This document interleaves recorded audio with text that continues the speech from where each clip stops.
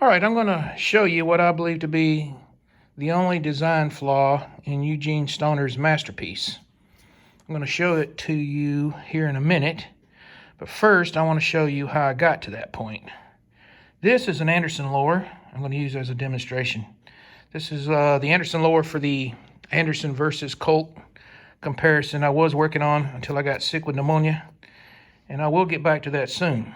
All right, back late May, I bought two Centurion Arm CM4 lowers, and one of them had an out-of-spec bolt catch. So I'm going to show you where it was out of spec on this Anderson lower. This U-shaped ledge right here wasn't milled deep enough. I'm not talking about the hole where the detent goes. I'm talking about this ledge right here. It was 20 thousandths inch too shallow. So what happens is when you push in on the bottom of the bolt catch doesn't rise up high enough to fully engage the bolt lugs. This is what it looked like. This is the actual CM4 lower with the out-of-spec bolt catch. Now you can imagine over time, with that bolt slamming into the edge of that bolt catch like that, what's going to happen to those two pieces of metal. That is not good. So what I did was I sent the lower back to Centurion Arms, and they sent me a new lower. And the new lower looks like this picture. That's what you want. You want your bolt catch fully engaging the bolt lugs.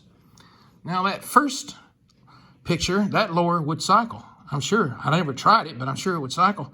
There's probably a lot more of them out there like that.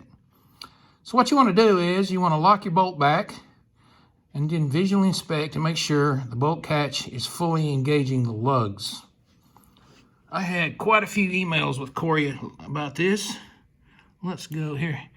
You can see I had quite a few back in late May, early June. They were really great to work with, and they fixed it. Now, I'm going to show you the design flaw.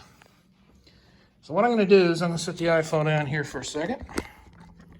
And I'm going to get my franking gun over here. And my franking gun has the bolt lock back, and it's locked back, and it's fully engaged. Now, imagine if it's only partially engaged, right? So let's stick a magazine in with a dummy round. So I would not recommend ever doing this, because what's going to happen is the bolt is going to release on its own, and it's going to chamber a live round. So you never want to do this like this. So let me show you.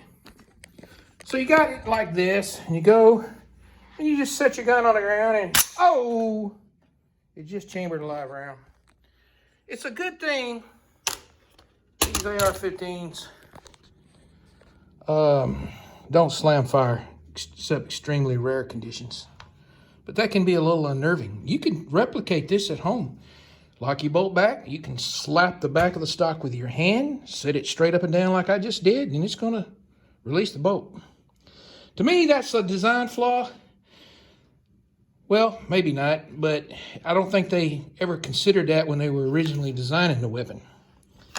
But something to check. You want to make sure that you lock your bolt back and you've got full engagement of the lugs. That's what you want right there.